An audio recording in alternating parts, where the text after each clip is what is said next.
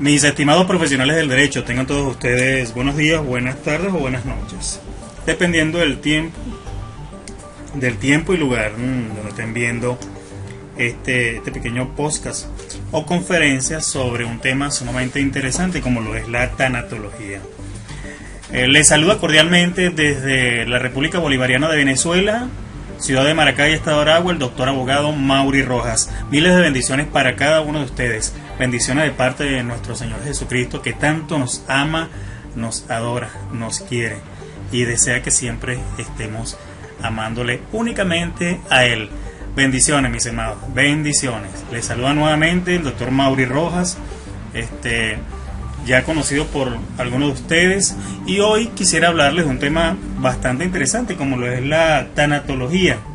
La tanatología no como una ciencia, sino como un estudio completamente interdisciplinario que complementa la criminología, que complementa la medicina legal y ciencias forenses, y representa indudablemente, para quien les hable, un gran aporte para el sostenimiento de la vida, para poder tener una comprensión clara, un estudio muy pertinente sobre la muerte. Les invito con muchísima cordialidad a tener un acercamiento a la tanatología como un estudio, como una forma de, reitero, de comprender los procesos de la vida y especialmente cómo abordar los diferentes efectos que ocasiona la pérdida de un ser querido.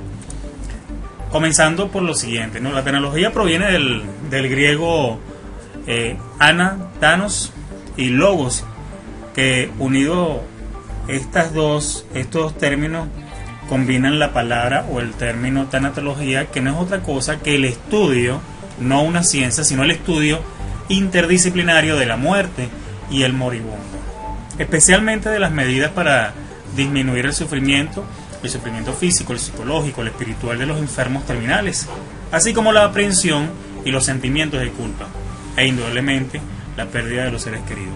Reitero, es el estudio interdisciplinario de la muerte. Estudio interdisciplinario de la muerte. Sin embargo, partiendo de esta expresión que es la muerte, para muchos de nosotros la muerte representa el término de la vida.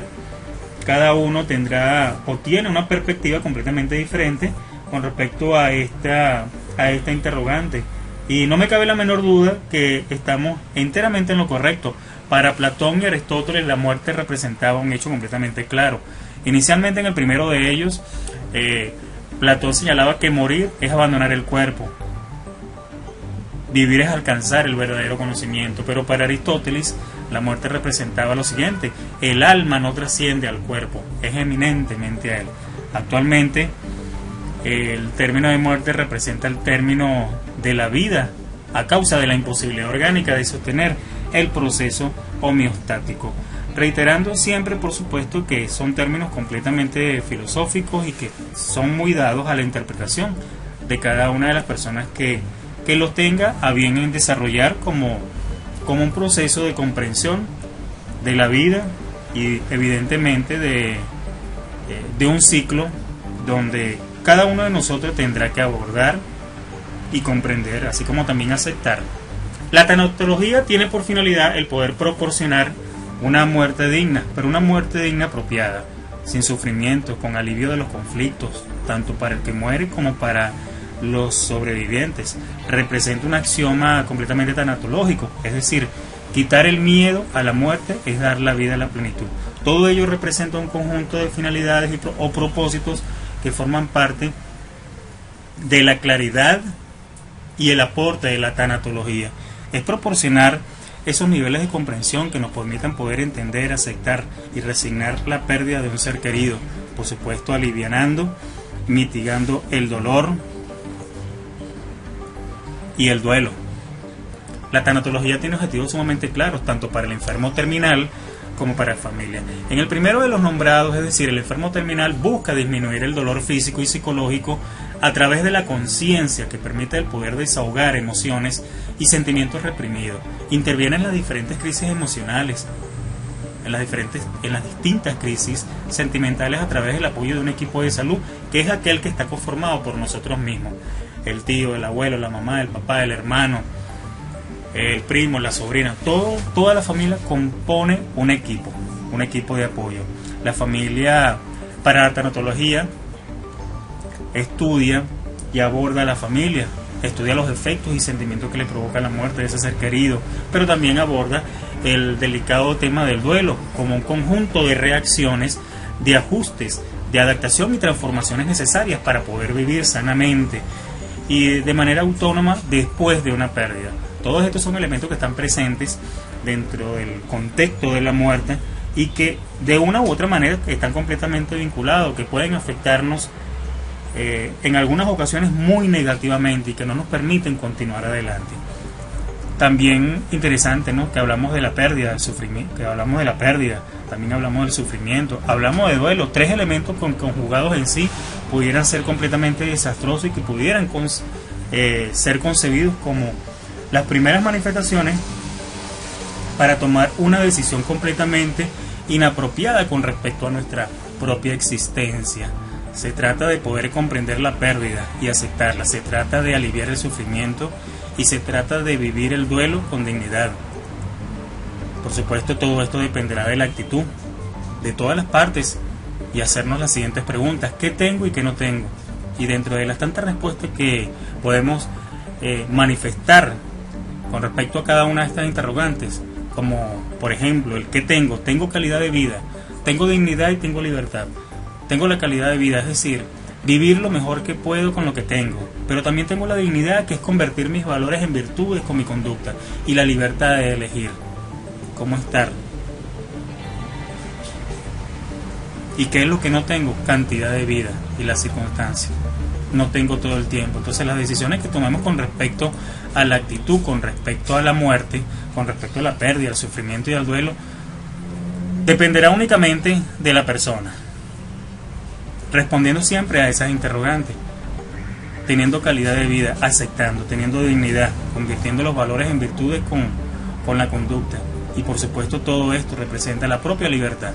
Reitero, la libertad de elegir. Ahora bien, ante la pérdida, ante el sufrimiento, ante el duelo, hay etapas. Hay 4 etapas significantes, como lo es la negociación, la ira, la depresión y la aceptación. Dentro de la negociación no se trata de negociar con una persona distinta a nosotros, sino ese ego, ese yo interno, de aceptación de lo sucedido.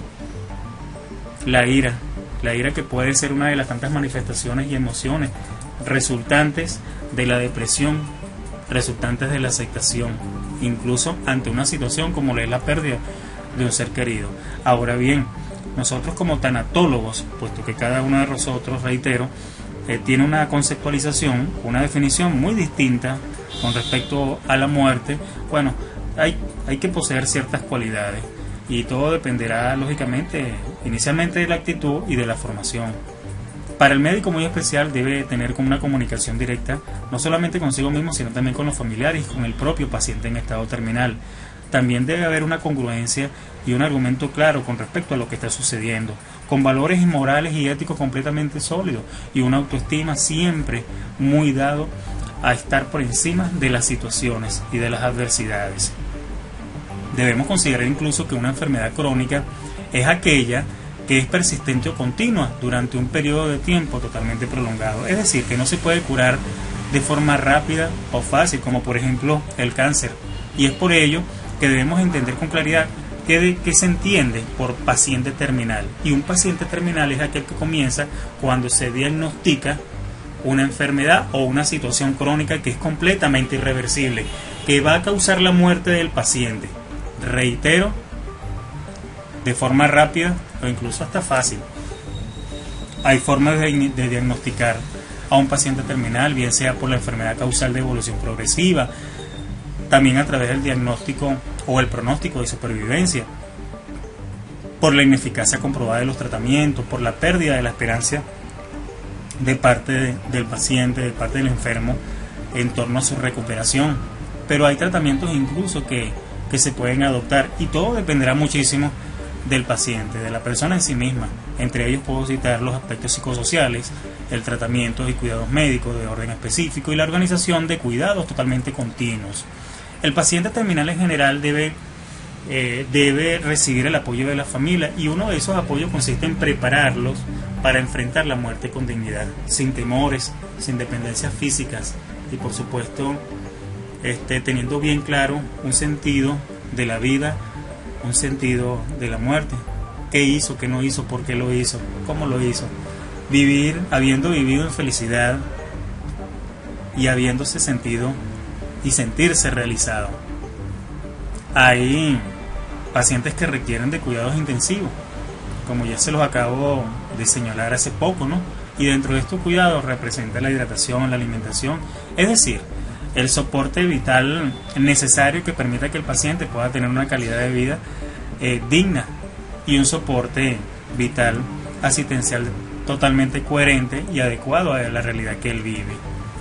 Hay indudablemente derechos de los cuales se encuentra posesionado el paciente en etapa terminal, es decir, el enfermo terminal, y una de ellas es que él representa la autoridad única para renunciar a todo aquello que no desea tener.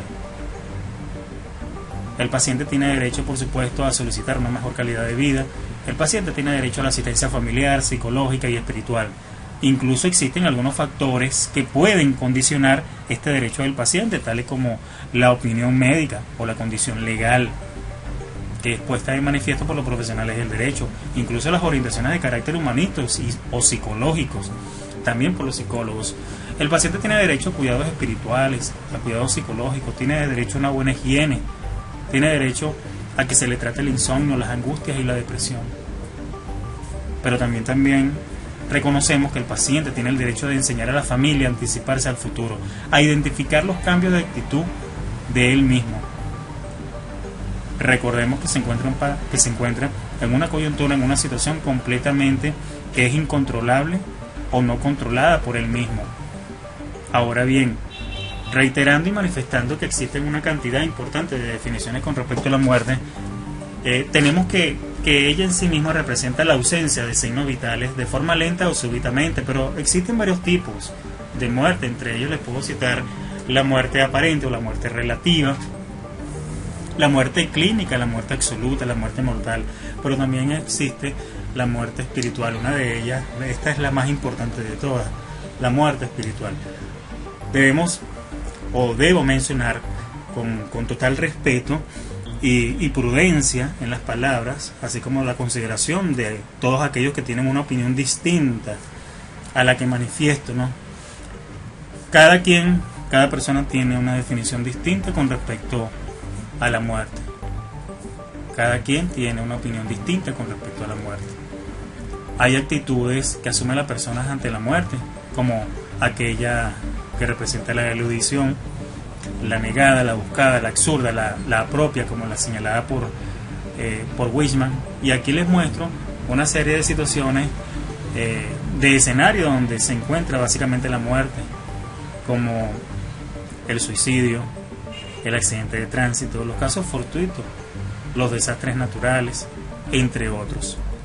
También es interesante tratar de adentrarnos un poco acerca de lo que es no solamente la muerte, sino también lo que pudiéramos considerar como muerte digna. Y la muerte digna es básicamente aquella que debería ser ideal para cada individuo de este planeta. Morir en las condiciones deseables, morir en plena tranquilidad, morir apegado al respeto a la vida. Sin embargo, para muchas personas, para el hombre, la muerte representa en muchos casos un problema, ya que es inoportuna, es totalmente sorpresiva, viene de dentro, es personal, representa incluso un misterio que aún no ha sido descifrado, una fascinación polifacética. Sin embargo, la muerte no deja de ser el fin de la vida, término de la vida. Hay aspectos que consideramos interesantes mencionar, que considero importante destacar, como que para el hombre la muerte provoca o genera ciertas consecuencias, entre ellas el duelo, la solidaridad, el miedo, el temor, la valentía, la esperanza o incluso la desesperación, la negación o la aceptación, la ira, la depresión, la angustia, efectos emocionales que van a estar presentes posterior a la pérdida de un ser querido y que se van a presentar de muchas maneras, pero también hay formas de tratarla, hay incluso métodos de orden psicológico que nos permiten poder abordar las formas de mitigar el dolor y cada uno de estas sensaciones que percibe el ser humano posterior a la pérdida de un ser querido, puesto que esto representa una pérdida inevitable, es un hecho totalmente ineludible, totalmente ineludible. Me gustaría recomendarles una literatura sobre cómo abordar la muerte o cómo conocer la muerte en sus diferentes manifestaciones, entre ellos la literatura de William Shakespeare, que es un filósofo y también un gran aportador de pensamientos de carácter humanístico, y él señala que el pesar oculto es como un horno cerrado, quema el corazón hasta reducirlo a cenizas. Para él esto es la muerte. Anthony de Saint, autor del Principito, también nos recuerda algo importante, que todos vamos y nos regresamos, y nos coloca un ejemplo muy significativo. El Principito le recuerda al aviador que debe mirar a las estrellas, porque él vivirá en una de ellas.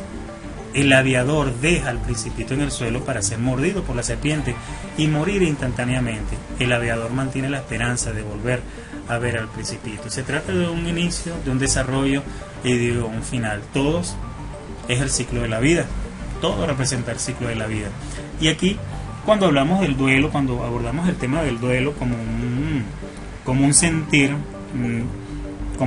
de mucho dolor, de pérdida, por supuesto, reconocemos que el duelo es mucho más que un sentimiento, es un conocimiento de una pérdida valiosa.